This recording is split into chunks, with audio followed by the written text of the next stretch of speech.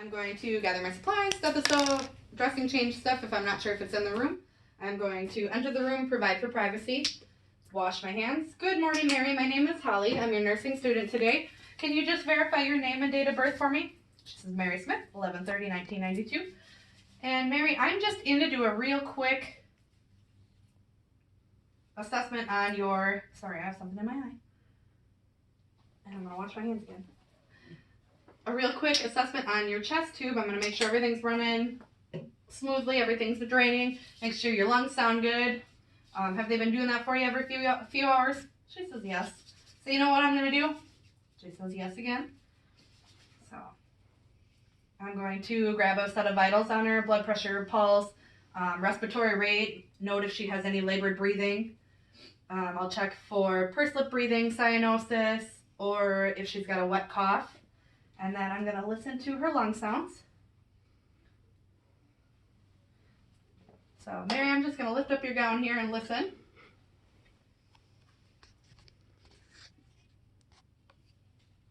If Mary had any abdominal breathing and she was 2 years or younger, that would be normal. Otherwise, it's considered abnormal. So, we're listening back and forth.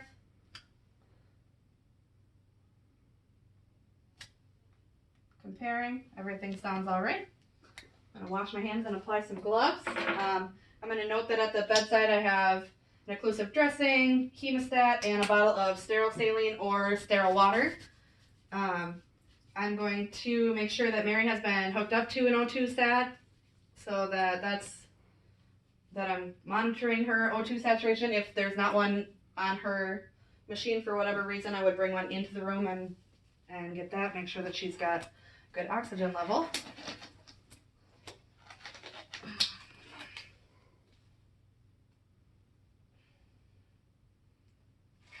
Every time with the gloves.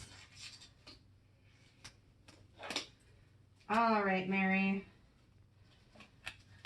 Do you ever have problems putting gloves on at home if you use them for something? No? Well, you're pretty lucky. All right. So I'm going to lift this up here, and I'm just going to feel around here, feel for any signs of crepitus or subcutaneous emphysema. I'm going to check for any signs of air leaks. I'm going to look for leakage, any signs of infection, tenderness. If the drainage is significant, I can change out the dressing. If it doesn't look like there's any air leaks, then we're good to move on down the line. So I'm going to just go through the drainage system, check for patency, make sure everything's draining, no signs of leakage from air or otherwise. I'm going to make sure the chest drainage system is hanging below chest level. I will note the characteristics and the amount of the drainage in the system. I would mark it off, date, time, initial it. Take off my gloves, wash my hands.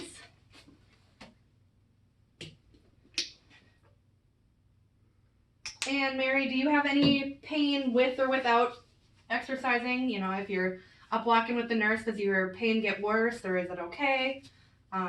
When you're in bed, is there anything that seems to irritate it more so when you're resting?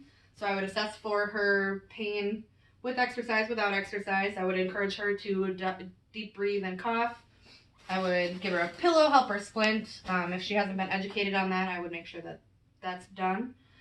I could provide any pain medication or anything she would need at that point